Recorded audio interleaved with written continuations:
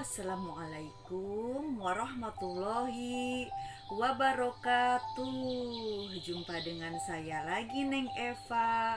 Gimana kabarnya sahabat-sahabatku semuanya hari ini? Yang soleh dan soleha, yang baik hatinya, yang rajin menabung, tidak sombong, dan juga rajin sedekah, juga yang cantik dan yang ganteng. Semoga hari ini sehat-sehat selalu dan dalam lindungan Allah Subhanahu wa taala.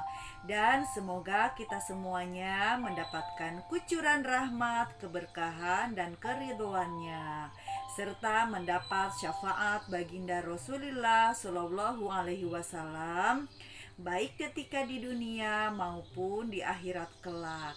Amin, amin, amin, ya robbal alamin. Baik sahabatku semuanya, saya ucapkan terima kasih bagi yang baru bergabung. Dan saya sebelumnya akan mengingatkan bahwa video konten YouTube ini dibuat untuk umum dan bagi siapa saja yang mau belajar berbenah jiwa ya. Dan kita di sini sama-sama belajar ya. Karena belajar ilmu manfaat itu wajib hukumnya sampai kita ke liang lahat ya. Jadi kita belajar online via YouTube ya. Karena sekarang memang kecanggihan teknologi itu kan semakin meningkat ya. Jadi ilmu dimanapun bisa mudah kita dapatkan gitu. Namun jangan lupakan kita harus memiliki guru di dunia nyata ya, karena kita itu hidup di alam nyata. Jadikan YouTube atau medsos yang lainnya sebagai tambahan saja, anggap saja perpustakaan digital gitu. Kalau dulu kan kita untuk tambahan itu kan pergi ke perpustakaan atau ke Gramedia, walaupun misalkan beli bukunya satu, kita baca-bacanya itu sampai 10 ya. Yang dibeli cuma satu, tapi numpang bacanya bisa 1 jam, 2 jam, bahkan 3 jam gitu. Nah sekarang gantinya itu karena zaman sudah canggih, teknologi sudah canggih, jadi beralih ke medsos gitu, YouTube ataupun Facebook ataupun Google atau apapun. Yang penting di alam nyata kita punya guru ya. Baik, sekarang kita lanjutkan. Nah sekarang saya akan membahas masih tentang spiritualitas ya, atau tentang batiniah gitu kan. Jadi buat bahan renungan juga ya, intinya semuanya untuk direnungkan gitu, bahwa kita itu kan uh, apa ya ada orang yang, maksudnya sebagian besar gitu kan, untuk kalangan orang awam, taruhlah orang umum atau orang awam gitu, mengapa kita perlu mendekatkan diri kepada Allah Subhanahu wa taala gitu. Karena kita mendekat karena merasa jauh, walaupun sesungguhnya Allah itu lebih dekat daripada urat leher gitu kan. Nah tapi bagi sebagian golongan gitu kan, sebagian golongan orang yang awam, untuk beribadah itu perlu merasa itu, hatinya itu perlu mendekatkan diri kepada Allah gitu. Namun jika kita mau merenung, jika kita mau memahami gitu kan, bahwa Allah itu kan lebih dekat daripada urat leher. Jadi sesungguhnya Allah itu sangat dekat dengan kita, bahkan nempel di dalam badan kita, bahkan mungkin berada di dalam tubuh kita. Atau katakanlah Allah itu tempatnya ada di dalam hati kita. Dan hati di sini bukan hati liver ya, hati di sini adalah kolb, artinya itu jantung gitu. Kalau secara bahasa Indonesia hati itu memang liver, tapi hati di dalam bahasa tasawuf ini atau bahasa batinnya ini, bahwa hati itu adalah kolbu, atau bahasa lainnya adalah jantung gitu. Nah jadi eh, kita rubah pola pikir kita, yang tadinya merasa untuk ibadah itu mendekatkan diri kepada Allah gitu kan. Jadi kita rubah, apalagi ini kita taruhlah kita sudah menjadi seorang salik atau sudah menjadi seorang muridun gitu. Jadi harus merasa didekap oleh Allah Subhanahu wa taala gitu. Jadi apa ya? Ya boleh, nggak apa-apa secara umum mendekatkan diri kepada Allah, nggak apa-apa, itu bahasa yang bagus gitu kan. Namun jika ada yang lebih baik lagi dari itu gitu kan. Jadi kita harus merasa didekap oleh Allah Subhanahu wa taala gitu ya, karena dalam surat Al-Hadid ayat 4 itu kan bahwasannya Allah Subhanahu wa taala berfirman, dan dia itu Allah ya, dan dia bersama kamu dimanapun kamu berada. Jadi Allah itu bersama kita dimanapun kita berada. Jadi kita harus sadar bahwa Allah itu selalu bersama kita.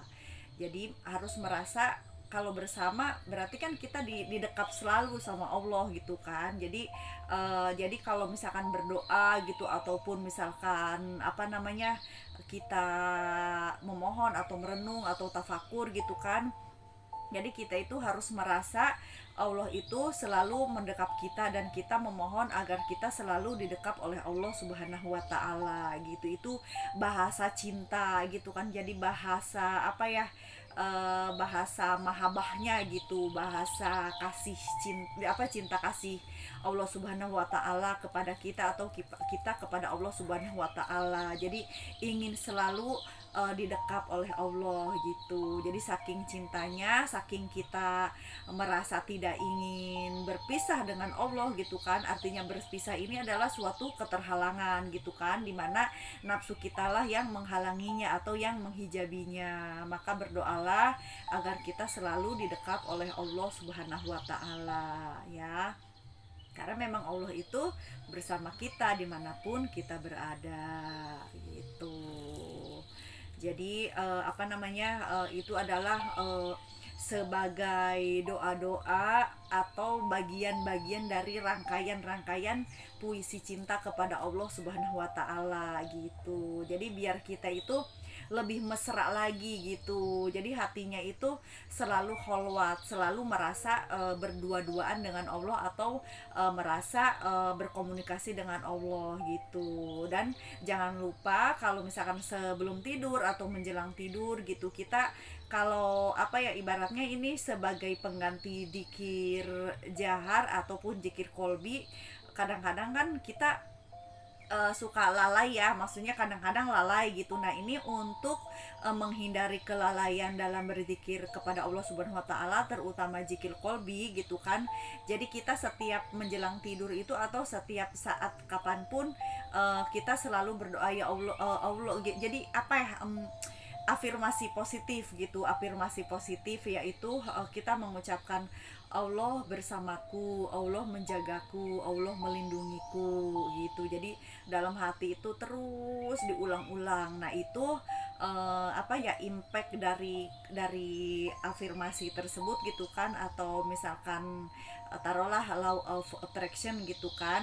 Nah jadi apa namanya, jika kita terus-terusan dari alam pikiran, alam jiwa dan alam bawah sadar selalu menyebut seperti itu, maka kita akan selalu merasa didekap oleh Allah Subhanahu wa taala, dan kita akan merasa hati itu terus bermesraan dengan Allah Subhanahu wa taala gitu. Jadi untuk apa ya, ibaratnya itu ya seperti kita kepada kekasih gitu kan. Misalkan kamu dimanapun selalu ada apa namanya, ada bayanganmu gitu kan, selalu ada kamu dimanapun kamu berada. Nah kenapa sama Allah kita tidak punya perasaan seperti itu gitu. Makanya dalam hati itu katakanlah gitu, jadi biar hati yang bicara, jadi biarkanlah hati yang berbicara.